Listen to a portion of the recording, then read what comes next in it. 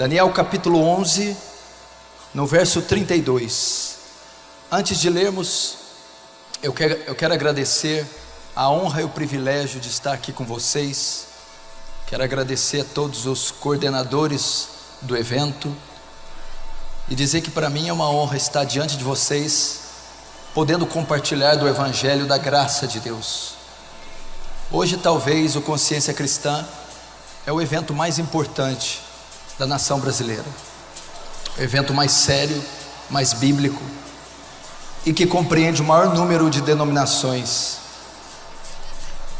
E glória a Deus por isso. Num momento tão crítico da igreja brasileira, nós aqui podemos ter um evento desse, que tem como viés a propagação das Sãs Escrituras do Evangelho Bíblico.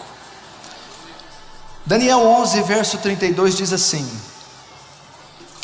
aos violadores da aliança, ele com lisonjas perverterá. Agora presta atenção na parte B. Mas o povo que conhece ao seu Deus se tornará forte e ativo. Outras traduções diz: mas o povo que conhece a Deus se torna forte. Vamos orar, feche os seus olhos. Querido Deus, diante do seu grande trono nos colocamos agora, Senhor, e nós nos humilhamos e reconhecemos a nossa pequenez e a nossa insignificância diante da sua majestade. Ó Santo Deus, há uma urgente necessidade de graça sobre nós, gloriosa, abundante, abundando sobre todos nós, tomando mentes e corações cativos à sua palavra. Ó Deus, que o seu santo temor caia sobre esse lugar, e que o Espírito de Deus tome as rédeas de todo esse momento, para que nenhum outro receba glória senão o Deus de Israel. Senhor, faz teu reino avançar hoje, receba a glória para si e nos conforma à imagem do seu Filho, em nome de Jesus, amém. Presta muita atenção, eu tenho 50 minutos para falar com você, eu vou ver o que eu faço, que eu costumo pregar de 1h30 para cima, mas se eu passar um pouquinho, você não vai achar ruim comigo não, né? Mas eu não vou fazer isso por causa do próximo preletor. Presta atenção, o título dessa conferência, o tema dessa conferência é: fazei tudo para a glória de Deus, ok? O apóstolo Paulo, escrevendo aos Coríntios, diz: quer comais, quer bebais, quer façais qualquer outra coisa, fazei tudo para a glória de Deus, para o louvor de Deus.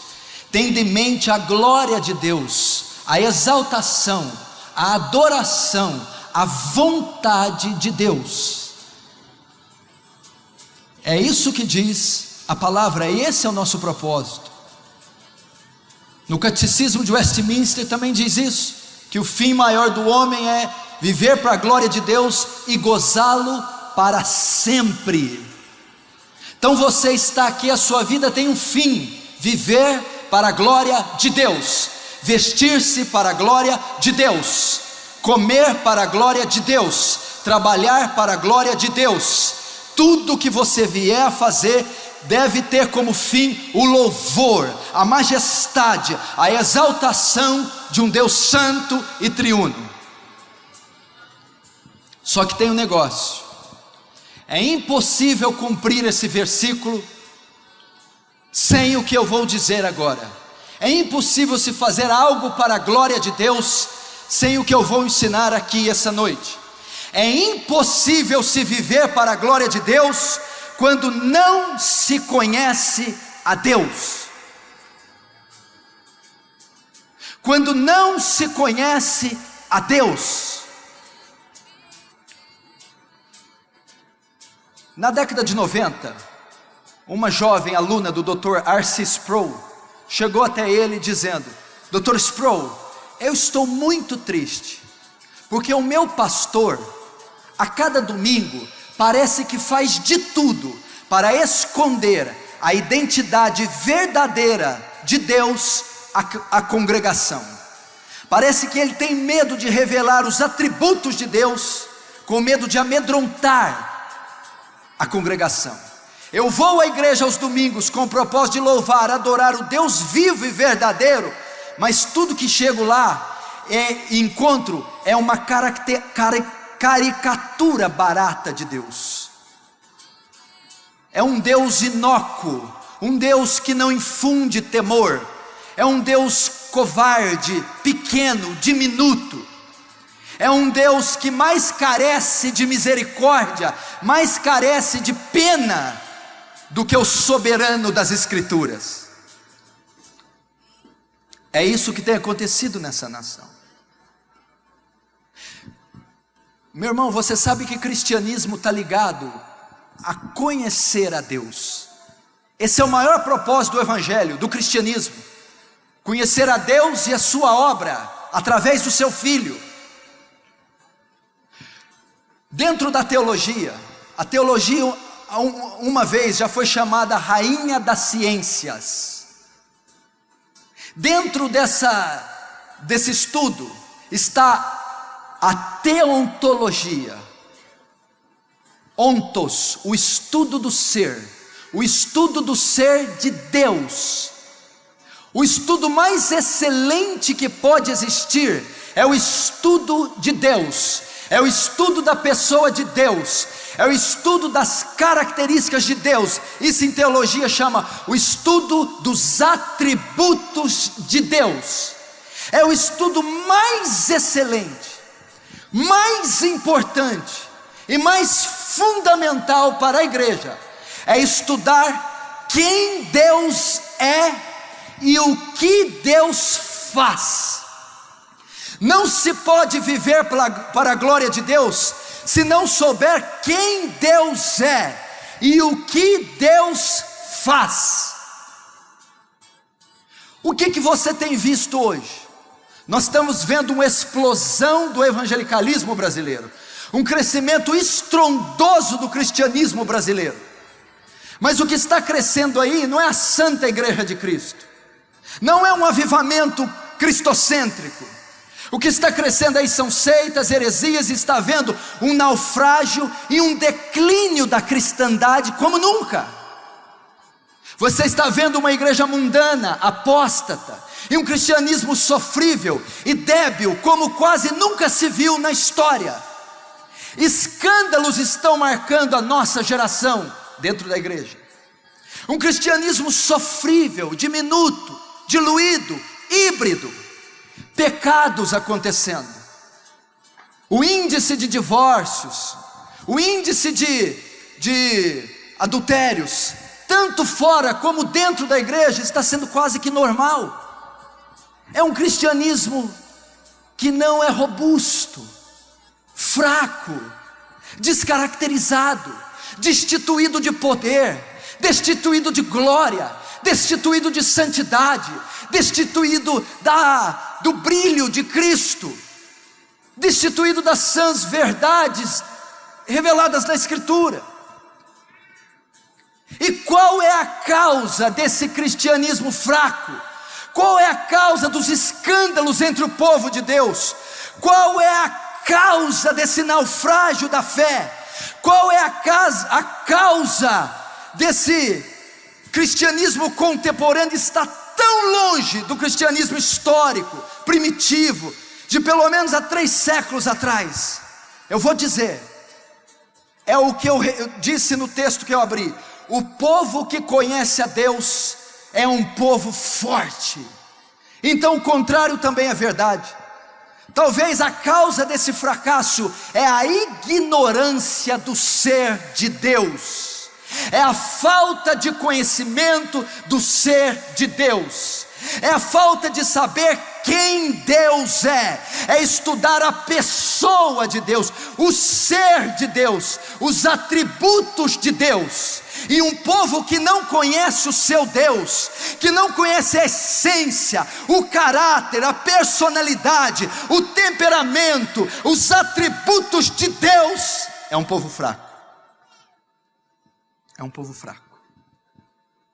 E a imagem do Deus que se prega nessa nação é de um Deus fraco, é de um Deus imediatista, é o maior Papai Noel do século que só vive para despachar bênçãos e cumprir demandas materiais de crentes caprichosos. É um Deus que tolera pecado, é um Deus que releva a iniquidade, é um Deus que recebe todos e todos sem fazer exigências, é um Deus que não tem poder absoluto sobre a criação, é um Deus que não consegue ser soberano, não consegue solucionar os problemas da igreja. Esse é o Deus pregado, um Deus humanizado, um Deus carnalizado, um Deus que se dá tapinha nas costas, que se beija, que se abraça, que se veste e calça as suas sandálias. Esse é o Deus da igreja contemporânea, esse é o Deus que a maioria dos círculos evangélicos brasileiros está adorando. Esse é o Deus, um Deus católico, um Deus universalista, um Deus que não tem regra. Esse é o Deus.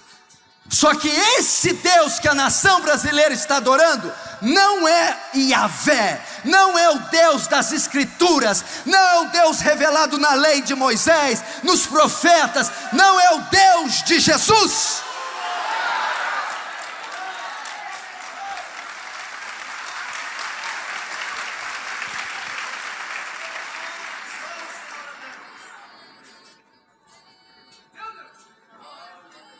A ignorância de Deus.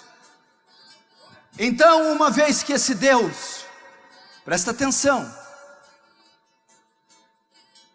é fraco, é carnal, não é o Deus da Bíblia, logo o povo que adora esse tipo de Deus se tornará fraco. Presta atenção. A igreja, o povo de Deus, a cristandade, aponta para o seu Deus, e o seu Deus aponta para a cristandade. Entendeu? O que significa? Se a cristandade tem sido corrupta e corrompida, ela está apontando para o Deus que ela serve. Logo, o Deus que ela serve é um ídolo, é um Papai Noel antibíblico. E essa igreja nada mais reflete esse Deus carnal que ela criou com a sua mente. Presta atenção, escute o que eu vou falar aqui. Há muito mais ateus no mundo hoje do que jamais houve, tanto em números absolutos quanto em porcentagem de humanidade, diz Phil Zuckerman, professor de Sociologia e Estudos Seculares no Pitzer College na Califórnia, e o autor de Living the Secular Life, Vivendo uma Vida Secular. Segundo a pesquisa do Instituto Gallup International, que entrevistou mais de 50 mil pessoas em 57 países, o número de indivíduos que se dizem religiosos caiu de 77% para 68%. Entre 2005 e 2011, enquanto aqueles que se identificaram como ateus subiram 3%, elevando a 13% a proporção dessa parcela. Presta atenção: Japão, Grã-Bretanha, Canadá, Coreia do Sul, Holanda, República Tcheca, Estônia, Alemanha, França e Uruguai, onde a maioria dos cidadãos tem raízes europeias, são países onde a religião era importante há apenas um século, mas que agora mostra os menores índices de crença religiosa do mundo.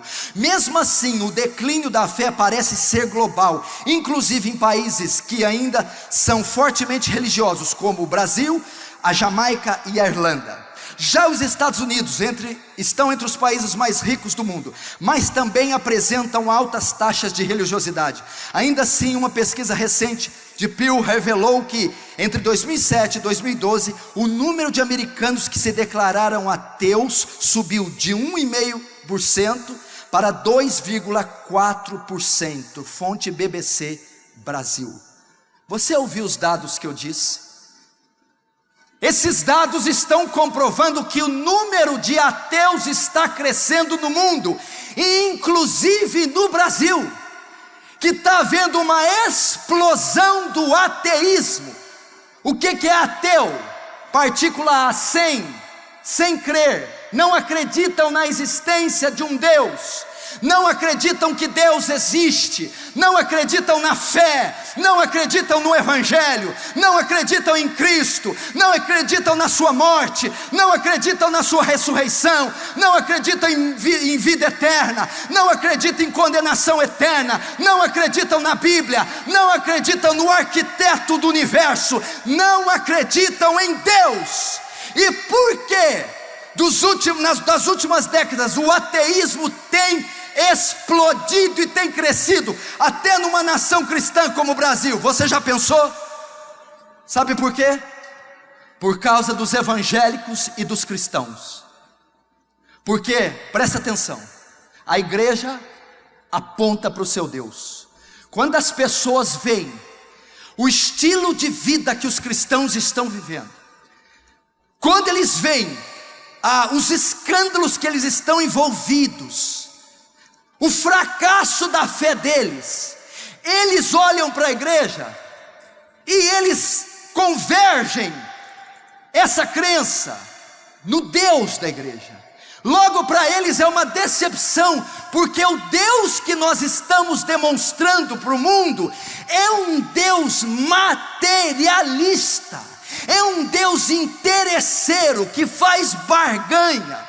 A mostra de Deus que está sendo dada é de um Deus fraco, limitado, e isso tira no coração de qualquer um, principalmente do ímpio, o desejo de crer numa entidade tão vulnerável, tão sensível, tão desprovida de glória e poder. Então as pessoas preferem ser ateus, crer em outra coisa do que crer numa caricatura, num Santa Claus, num Papai Noel aposentado da Previdência, esse que tem sido apresentado.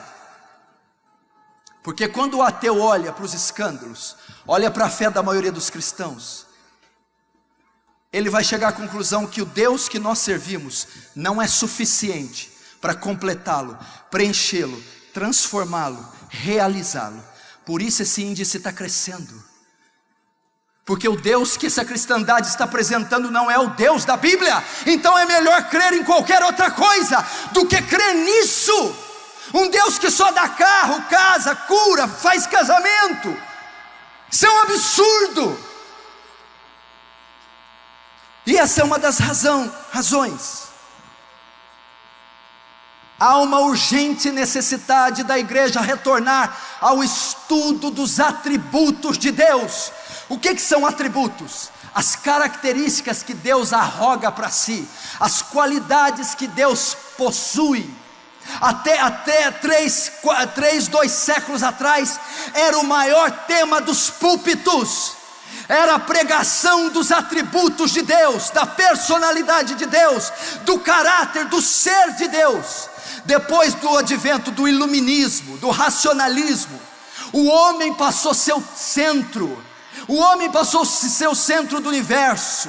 As ciências humanas, a psicologia, colocou o homem como centro e tirou Deus do seu trono. E esse antropocentrismo entrou dentro das igrejas também. Então hoje o que se enfatiza nos púlpitos é o ser do homem, é a necessidade do homem, é as características do homem, e não o ser de Deus. Por isso a cristandade tem enfraquecido, minguado, caído em pecados, descaracterizada, porque eles não conhecem a Deus.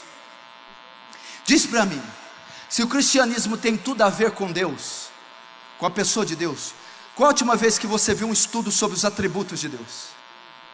Quantos livros você já comprou ensinando os atributos de Deus? Quantas aulas você teve na escola dominical e seu professor discorrendo sobre os atributos de Deus? Quantas conferências você viu sobre os atributos de Deus? Se é o assunto mais importante, o maior mandamento de todos é amar a Deus.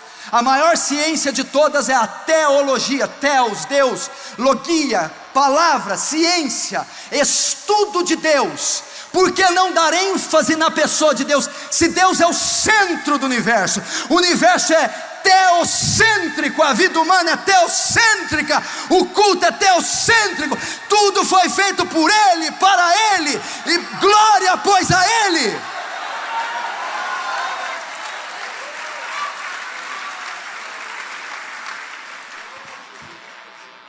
Porque dele, por Ele e para Ele são todas as coisas. Glória, pois a Ele eternamente, amém. Não se pode fazer tudo para a glória de Deus se não o conhece, se não sabe quem Ele é, se não conhece os seus gostos, sua personalidade, o que Ele ama e o que Ele odeia. Essa é a causa do nosso fracasso, debilidade e queda, falta de conhecimento de Deus.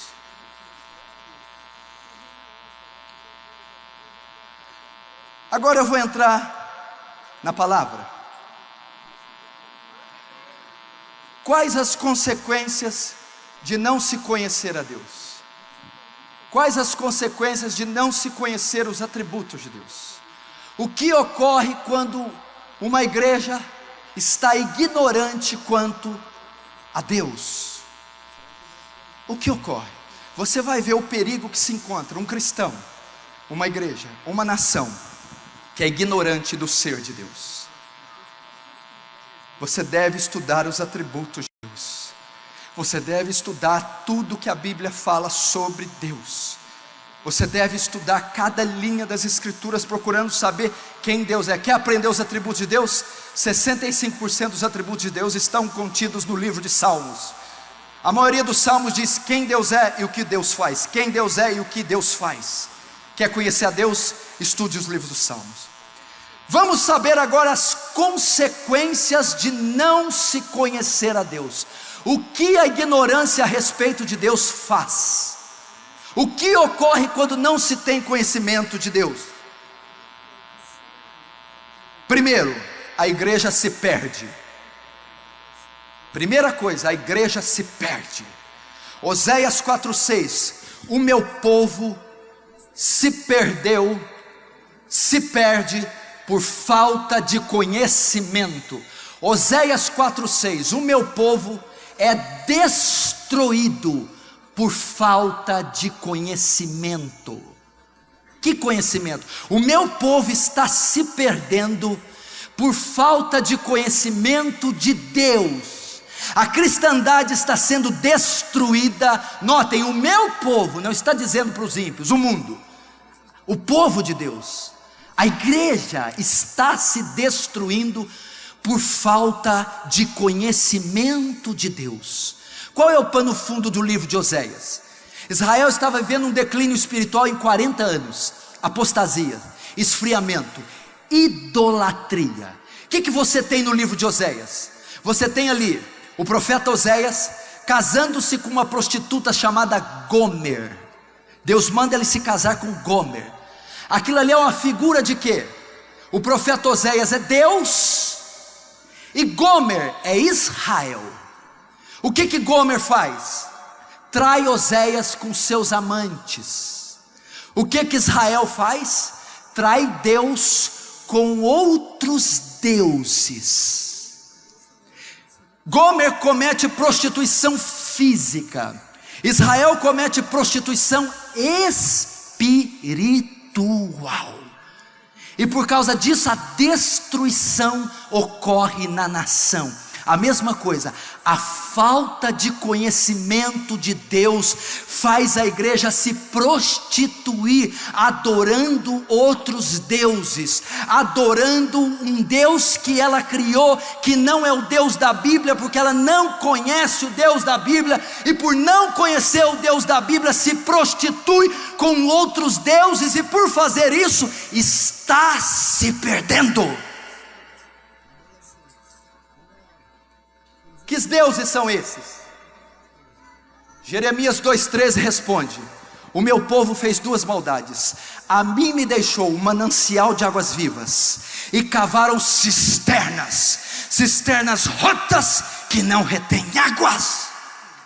Nós estamos deixando o nosso marido, o nosso esposo, o nosso noivo, o santo Deus das Escrituras, o manancial de águas vivas, e cavando cisternas rotas.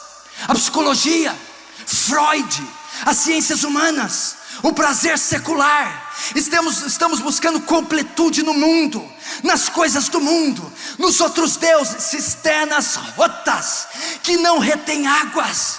Por isso somos fracos, débeis. Ao invés de bebermos no manancial de águas vivas, ondas avivalistas, modismos evangélicos, ondas e ondas que vêm, cisternas rotas. Temos que voltar ao manancial de águas vivas. O Senhor, a primeira consequência de não se conhecer a Deus é a destruição. Foi isso que Israel fez. Apartou-se de Yahvé para adorar outros deuses, para se prostituir. Não se engane, meu irmão. Você só pode fazer tudo para a glória de Deus quando você conhecer detalhadamente quem Deus é.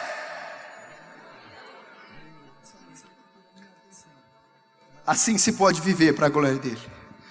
Segunda consequência: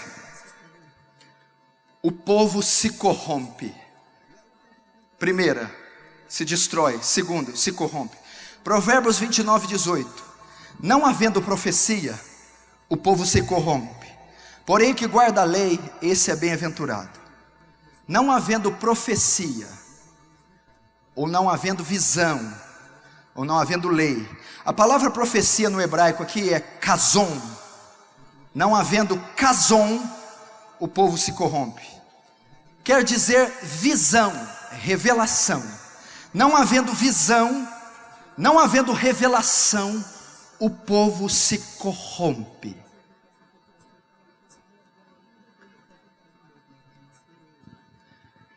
Você tem visto uma corrupção generalizada no meio do povo de Deus?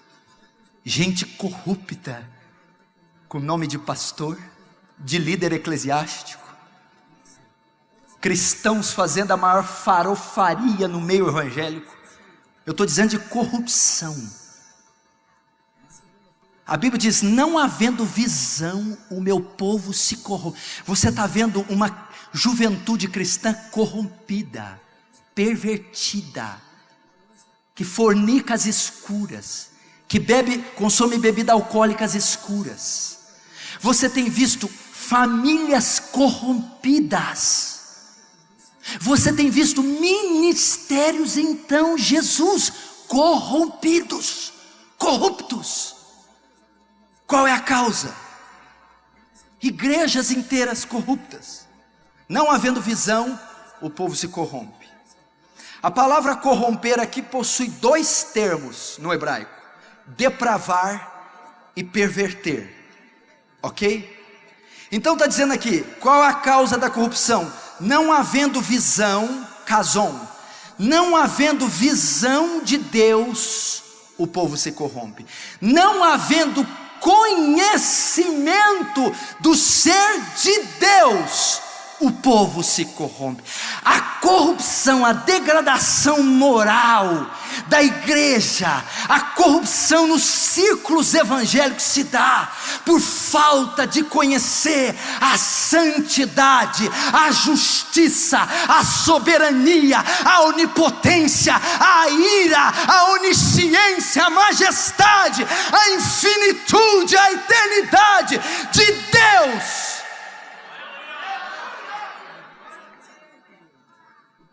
O texto está dizendo então: não havendo conhecimento de Deus, o povo se corrompe. A palavra hebraica para corromper, depravar e perverter. A falta de conhecimento de Deus perverte as pessoas, perverte a igreja, deprava os relacionamentos, deprava as mentes. Porque presta atenção, o padrão de moral, o conhecimento de bom ou mal vem de quem? Do conhecimento de Deus, da lei de Deus. O padrão moral vem da onde? Do conhecimento de Deus. A ética, as leis, os limites que o homem precisa ter, vem da onde? De Deus, da sua lei. Quando não se tem conhecimento de Deus, se tira a lei. Quando tira a lei do homem, o homem se torna insaciável. E sabe o que ele faz? Ele se autodestrói. Porque quando não se coloca limites para o homem, ele fica insaciável até se autodestruir. Quem não conhece a Deus corre esse risco. Só que tem mais uma coisa. Há outro significado para corromper. O hebraico também diz assim, que corromper significa deixar à solta. Olha só, não havendo profecia, o povo fica solta. Não havendo casom, visão, o povo fica solta.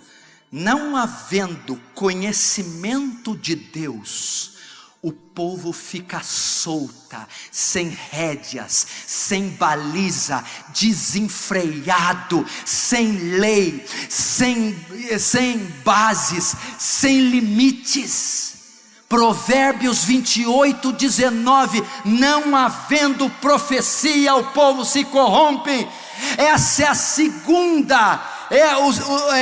segunda consequência de não se conhecer a Deus: depravação, perversão, degradação, ficar à solta. Isso converge em deixar o povo sem rédeas.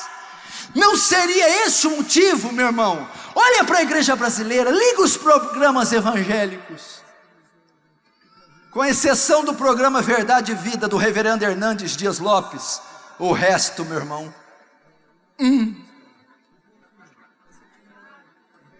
Você quer esconder de Deus, liga naqueles programas. Você não acha Deus e muito menos Ele te acha. O povo está se corrompendo. Quantos estão entendendo? Diz amém. Amém. A falta do conhecimento de Deus. E isso converge uma terceira realidade de não se conhecer a Deus. Por que você acha que há um pecar desenfreado no meio do povo de Deus? Porque há um pecar desenfreado no meio da juventude? Porque há divórcio, segundo casamento, consumo de álcool, imoralidade. Por quê? Por falta de conhecimento de Deus.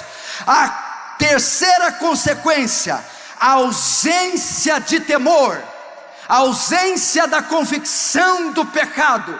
As pessoas não têm medo de pecar mais. As pessoas não têm temor de pecar. As pessoas pecam e não sentem nada. Toma um banho, está tudo certo. Vai lá no domingo, levanta a mão, toma a ceia. Sabe por quê? Falta de conhecimento de Deus. Olha esse texto, 1 Coríntios 15, 32, escute-o. Recuperem o bom senso e parem de pecar, porque alguns ainda não têm conhecimento de Deus. Isso digo para a vergonha vossa. Paulo está dizendo aos coríntios, o gnosticismo está entrando, a distorção, os pecados na igreja, e ele está dizendo: recuperem o bom senso e parem de pecar. Estava havendo um pecar desenfreado em Corinto. Aliás, o que não tinha em Corinto? Que problema não tinha em Corinto? Estava havendo um pecar desenfreado, e Paulo vai dizer a causa: algum de vós não tem conhecimento de Deus. Falta conhecer os atributos de Deus, o caráter de Deus, a personalidade de Deus, para vocês pararem de pecar. Era isso.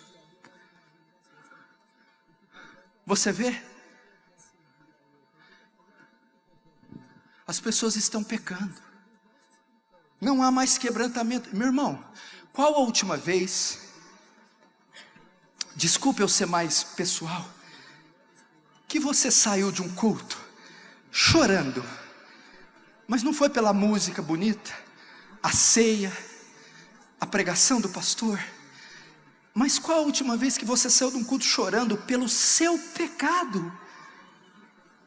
pelo seu pecado.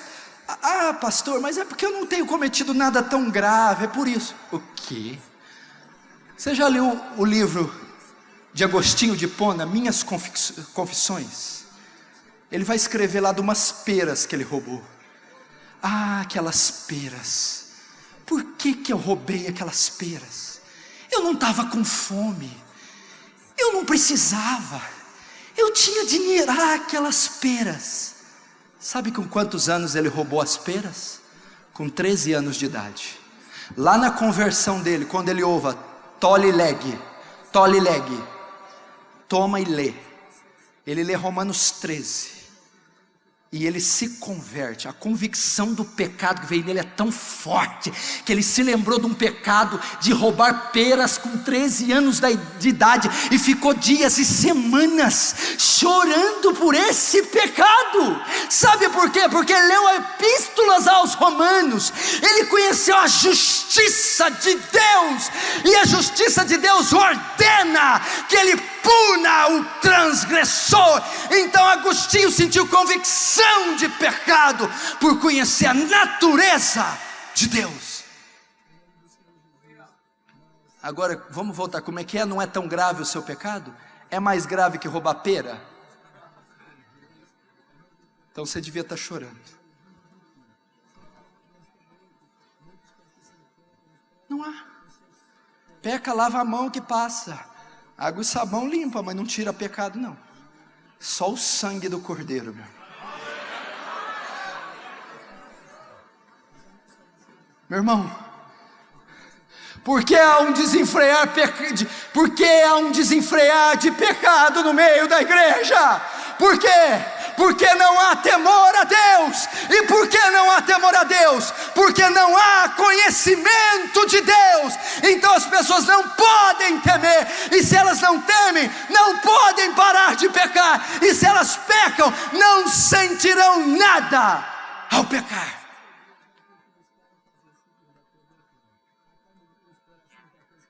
Falta de conhecimento de Deus. Você sabia que um dos atributos de Deus, atributos são qualidades, características, títulos que Deus arroga para si, que Deus tem. Escuta esse atributo, presta atenção. Um dos atributos de Deus é a pessoalidade de Deus. O que quer dizer isso? Deus não é uma fumaça, não é uma energia, não é um demiurgo perverso. Deus não é uma entidade abstrata. Deus é uma pessoa. Gênesis 1:26. Elohim, façamos o homem a nossa imagem conforme nossa semelhança. Um Deus pessoal faz seres pessoais. O que significa Deus ser pessoa? Deus tem vontade, pensamentos e sentimentos. Você sabia? Tá, e o que tem? Se Deus é uma pessoa e tem sentimentos, Deus pode ficar triste. Gênesis 6. Destruirei o homem da face da terra, porque o pecado subiu até os céus. E a Bíblia diz que se arrependeu Deus. É antropomorfismo. É lógico que Deus não se arrepende. Deus se entristeceu pela podridão de pecados dos antediluvianos que estava subindo aos céus. Efésios 4:30 diz o quê? Não entristeçais o Espírito Santo. Ananias, quando mentiu ao Espírito Santo. Pedro vai dizer: porque não mentiste a homens e mentiste a Deus? O Espírito Santo é Deus, e se Ele é uma pessoa, Ele pode se entristecer. 2 atributos fazem Deus ficar triste quando você peca. 2. Quais? Primeiro, a onipresença. Você sabia que você, quando está sozinho, nunca está sozinho? Quando está no banheiro sozinho, não está sozinho. No quarto sozinho, não está sozinho. Com a TV, o controle, não está sozinho. Na internet, não está sozinho. No carro, não está sozinho. Aonde for. A Bíblia diz em Salmo 139: se faça minha cama no Sheol, lá tu estás. Se toma as asas da alva, lá também a tua mão estás. De onde fugirei? De onde me ausentarei do teu espírito? Respeite a onipresença de Deus, que sabe tudo o que você faz.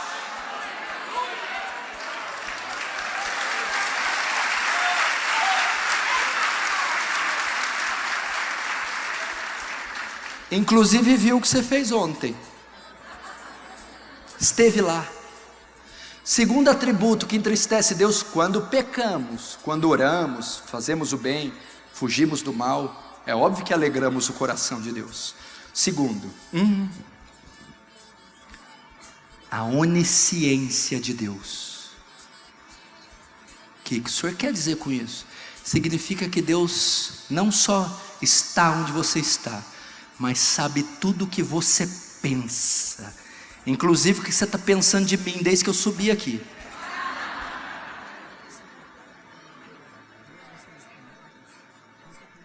Ele sabe tudo que eu penso.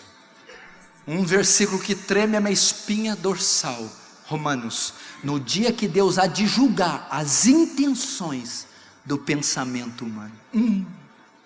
Respeite a onisciência de Deus. Eu não falo nada, não faço nada, mas pensa. O pecado nasce na mente, no coração.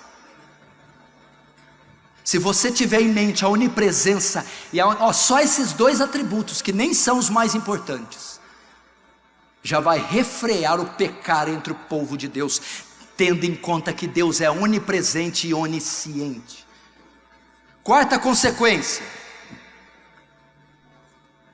de não se conhecer os atributos de Deus: leva ao sincretismo.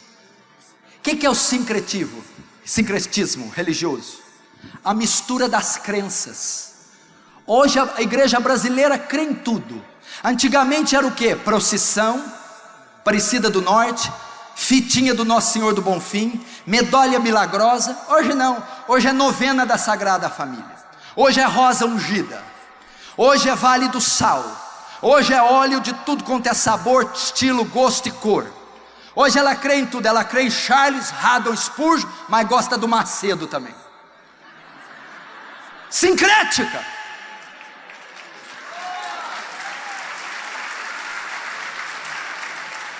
Falta de conhecimento deixa o cristianismo híbrido, diluído. Começa a se adotar, meu irmão, todas as novidades do mercado gospel, do mercado da fé. Se crê em tudo, se crê em todos os dogmas, se crê em tudo, porque não há conhecimento específico, legítimo da pessoa de Deus. Vai levar ao sincretismo, a misticismo, crendices pagãs. Olha, por exemplo, Juízes 17:6. Naqueles dias não havia rei em Israel, e cada um fazia o que parecia bem aos seus olhos. O período de Juízes foi marcado por 300 anos de escuridão. Se lembra dos Juízes? Israel pecava, Deus levantava um juiz, ia lá e livrava Israel. Israel ia lá, sem vergonha, pecava de novo. E Deus entregava na mão dos medianitas. Israel se arrependia, mandava outro juiz. 300 anos assim. Nesse período, aconteceu o quê? Um sincretismo terrível. Adoração de deuses pagãos, Baal, Astarote, Rinfá, os Baalins. E por que houve esse sincretismo entre Israel? Israel perdeu a identidade. Israel perdeu o perfil, o padrão. O que ocorreu? Juízes 17:6. Naquela época não havia rei em Israel. Aqui fala de autoridade. Não havia autoridade, não havia lei, não havia referência monárquica para se seguir, não havia conhecimento de Deus. Aí sabe o que acontecia? Por não haver conhecimento de Deus, cada um fazia o que achava melhor aos teus olhos. Cada um adorava o Deus que queria, professava a fé que queria, adorava do jeito que queria. Por que houve sincretismo entre o povo de Israel? Por falta de conhecimento de Deus. Olha a igreja brasileira, meu irmão. Olha, a igreja brasileira está lendo o livro do Martin Lloyd Jones, mas vai lá na culto receber dente de ouro, vai lá, meu irmão, receber a unção do emagrecimento, adota a teologia da prosperidade, crê em tudo que ocorre. Ela perdeu a identidade. Atos proféticos, vamos correr em volta do coqueiro, vamos dançar em volta da casa e fazer para ver se chove.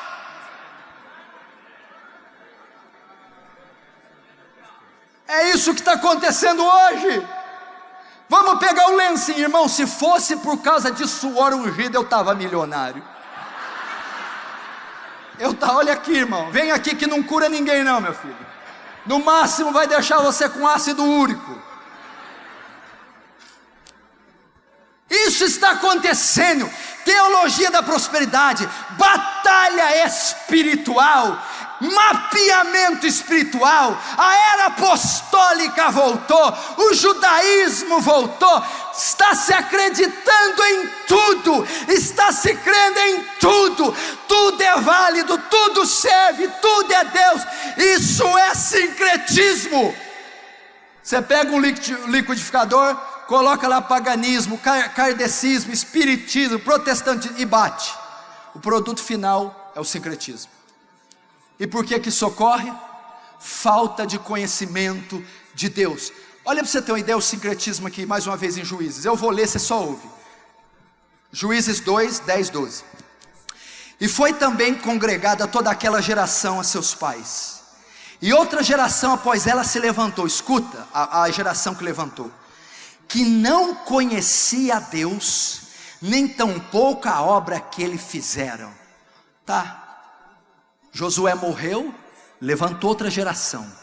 Essa geração não conhecia os atributos de Deus, nem as obras de Deus. Vamos ver o resultado?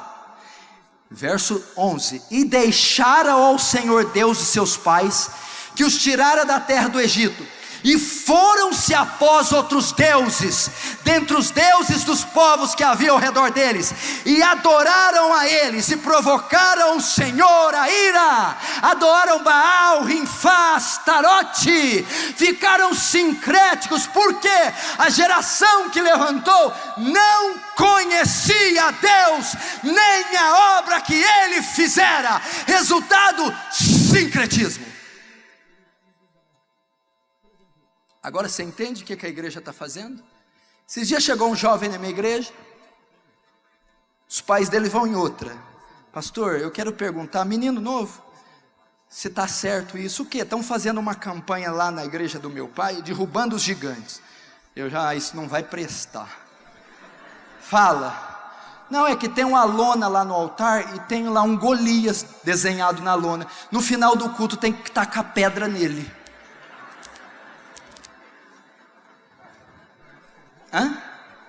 E taca a pedra. Eu falo assim, no próximo culto taca no pastor a pedra. Sincretismo.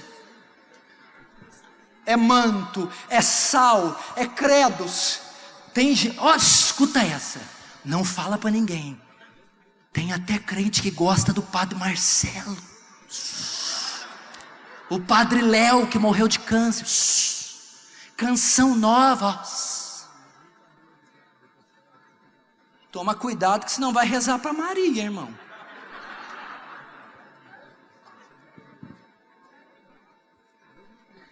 Quinta consequência, eu já estou acabando, 10 minutos eu encerro. Sem conhecimento de Deus não podemos adorá-lo. Você não pode adorar a Deus. Irmão, eu acho incrível o povo de hoje. Te louvarei, nanani, não sabe o resto da letra, nanana.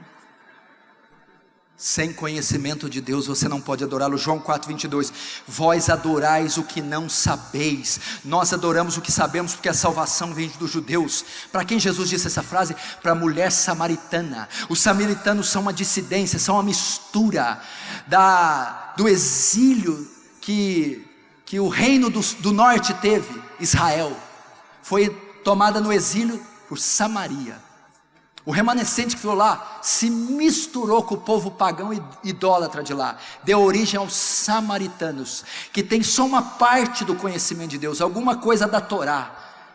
E ela perguntou: em que monte deve se adorar? No Gerizim ou nesse outro? Jesus disse: vós adorais quem não conheceis. Jesus está dizendo: mulher samaritana, você não pode adorar a Deus, você adora quem você não conhece. Por quê? Porque os samaritanos não têm um conhecimento completo de Deus. Vocês são mistos, mestiços. Vocês conhecem uma visão distorcida de Yahvé, e não pode haver adoração. Por isso, vós adorais quem não conheceis. Meu irmão, essa nação inteira, pelo menos a maioria, está adorando um Deus que ela não conhece, porque a visão que a igreja brasileira tem, pelo menos a maioria, não estou dizendo todos, a maioria está adorando um Deus que não conhece, um Deus distorcido, um Deus gordo vestido de vermelho que fica ho, ho, ho. Esse não é o Deus da Bíblia. Domingo, milhões com as mãos levantadas estão adorando outro Deus. Vós adorais quem não conheceis. Sem conhecimento de Deus não se pode adorar a Deus. Não, pastor, pode sim. Um conhecimento raso dá para adorar. Então você tem que crer que os testemunhas de Jeová adoram, que os mormons adoram, que os católicos adoram, que os espíritas adoram, porque eles têm um conhecimento parcial também, e eles não adoram a Deus. A prova disso tem Apocalipse 15, verso 3. Escuta: e cantava o cântico de Moisés, servo de Deus, e cântico do Cordeiro, dizendo: grandes e maravilhosas são as tuas obras, Senhor Deus Todo-Poderoso. Justos e verdadeiros são os teus caminhos, ó Rei dos santos. Quem não te temerá, ó Senhor? Quem não glorificará teu nome? Porque só tu és santo. Por isso todas as nações virão e se prostrarão diante de ti, porque os teus juízos, seus atos de justiça são manifestos. Quando é que Deus é glorificado? Você lembra dessa música? Grandes são as tuas obras, Senhor Todo-Poderoso.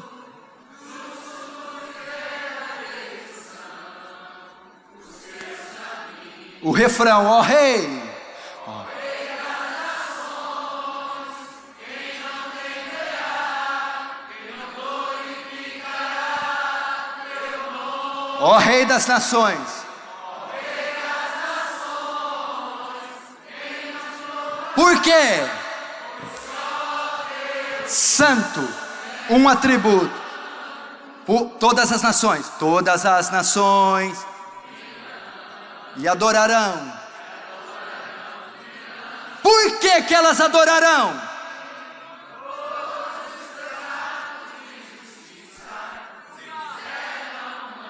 Glória a Deus, glória a Deus.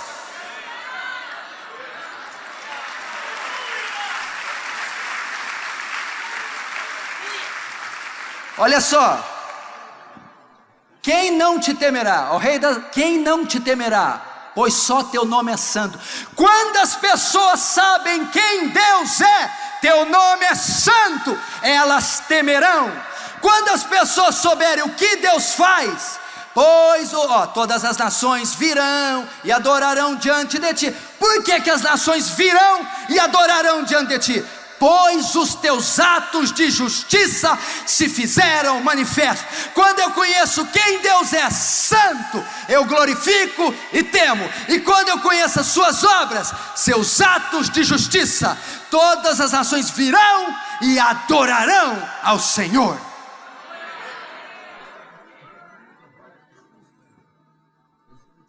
Cantarei com o espírito e cantarei com entendimento. Última consequência: quando eu não conheço a Deus, eu cometo idolatria. Quando eu insisto em adorar, louvar quem eu não conheço, na verdade estou cometendo idolatria. Olha esse texto, 2 Reis 17:16. E deixaram todos os mandamentos do Senhor seu Deus, e fizeram para si ídolos, deuses, 2 bezerros, e fizeram um ídolo do bosque, e adoraram perante todo o exército do céu, e serviram a Baal, irmão do céu.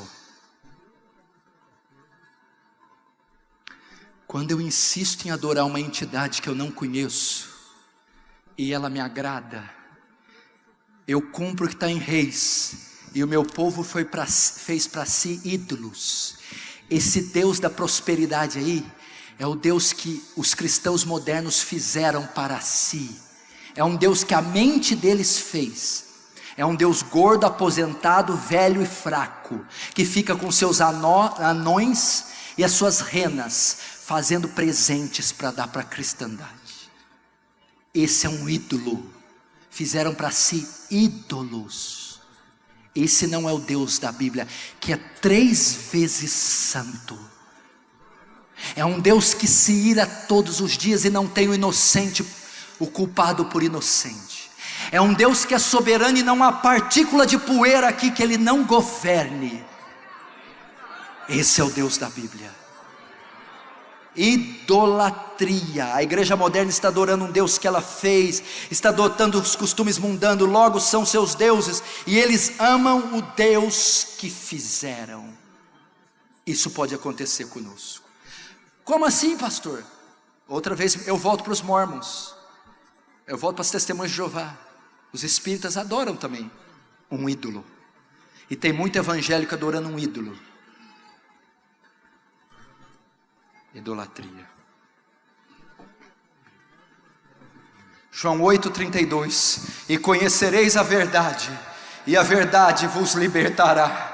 E conhecereis a verdade sobre Deus, e essa nação há de ser liberta do engano, há de ser liberta da mentira, há de ser liberta da idolatria. Conheçamos e prossigamos em conhecer a Deus. O conhecimento de Deus é a coisa mais grandiosa que a igreja pode ter. João 17,3: e a vida eterna é esta, que te conheçam a ti só, por único e verdadeiro Deus, e a Jesus Cristo, a quem enviastes. Essa é a vida eterna. Jeremias 9:23-24: assim diz o Senhor: não se glorie o sábio na sua sabedoria, não se glorie o forte nas suas forças, nem se glorie o rico nas suas riquezas, mas aquele que se gloriar, glorie nisto, em me conhecer, em me entender, porque eu sou o Senhor, que faço beneficência, juízo e justiça na terra, porque dessas coisas me agrado, diz o Senhor. Conheçamos a Deus.